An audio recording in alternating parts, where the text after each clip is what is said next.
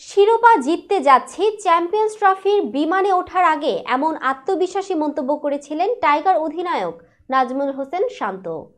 তবে বাস্তবতা ছিল একেবারেই ভিন্ন। গ্রুপ পর্বে টানা 2 ম্যাচ হেরে সেমিফাইনালের লড়াই থেকে ছিটকে গেছে বাংলাদেশ। ভারতের কাছে 6 উইকেটের হার এবং নিউজিল্যান্ডের বিপক্ষের হারে বিদায় ঘণ্টা বেজেছে টাইগারদের। একই সঙ্গে পাকিস্তানও সেমিফাইনালে উঠতে ব্যর্থ হয়েছে। অন্যদিকে ভারত ও নিউজিল্যান্ড জায়গা করে নিয়েছে সেমিফাইনালে। সোমবার আগে ব্যাট করতে নেমে বাংলাদেশ 236 রানের সংগ্রহ করে। জবাবে নিউজিল্যান্ড 23 বল ও 5 উইকেট হাতে রেখে জয় তুলে নেয়। সহজ লক্ষ্য তাড়া করতে নেমে প্রথম ওভারেই উইকেট হারায় কিউইরা। তবে রাচিন রবীন্দ্রের 105 বলে 112 রানের ইনিংসে ভর করে সহজেই জয় নিশ্চিত করে তারা।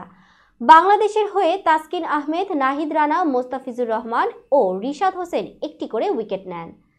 এর আগে ব্যাটিংয়ে শান্তর 77 ও জাকিরের 45 রানের ইনিংসে ভর করে লড়াকু সংগ্রহ পায় বাংলাদেশ। তবে ব্যর্থ হন তামিম, মিরাজ, হৃদয় ও মুশফিক।